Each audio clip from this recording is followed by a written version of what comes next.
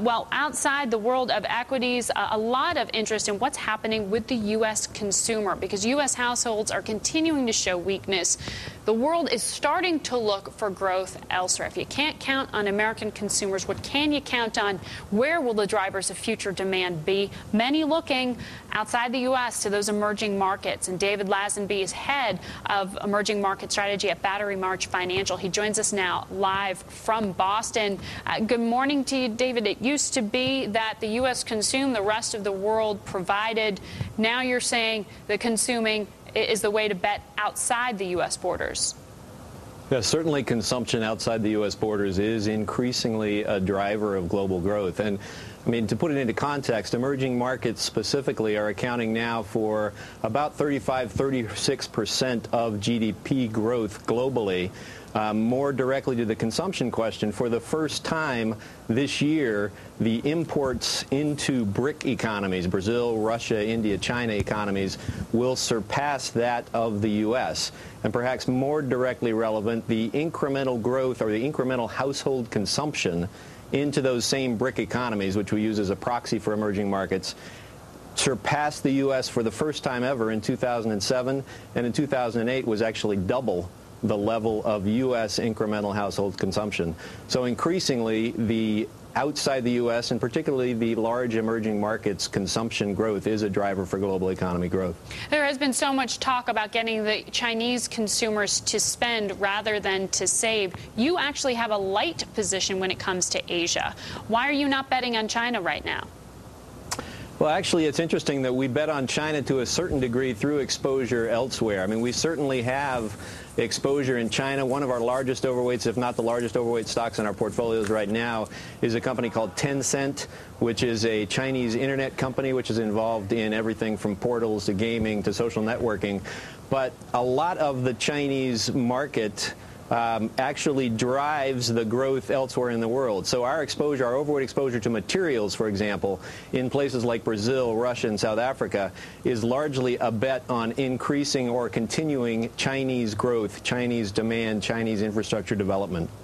Okay, so when you were looking around the world and looking at those BRIC nations, it's really a focus, you say, outside Eastern Europe, outside Brazil and Mexico.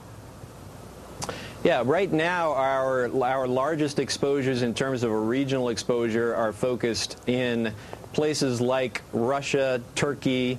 Brazil is certainly a place where we have overweight exposure. We've had overweight exposure there throughout this last couple of years, through the crisis period going into it and all the way through it. We are underweight China, but our exposures are increasingly focused on domestic consumption drivers in emerging markets countries, as well as certainly the benefits that we receive from the competitive advantages of emerging markets companies that are able to export to the U.S. We're not suggesting that U.S. and developed market growth is a thing of the past. These emerging markets companies need to continue to be able to provide product to the U.S. and to the developed world, because that will continue to be a meaningful growth driver as well. When you look at Turkey, what are you most focused on? That country having struggled its way through a banking crisis just a few years ago.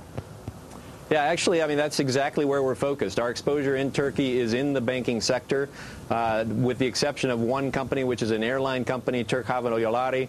We are in the banks in Turkey. We see Turkey following the path that Brazil went through, where interest rates are reduced because of the increasing credibility of the financial system, of the financial markets in Turkey, and therefore we see the banks as being attractive because they're attractively valued relative to what you see elsewhere in the world.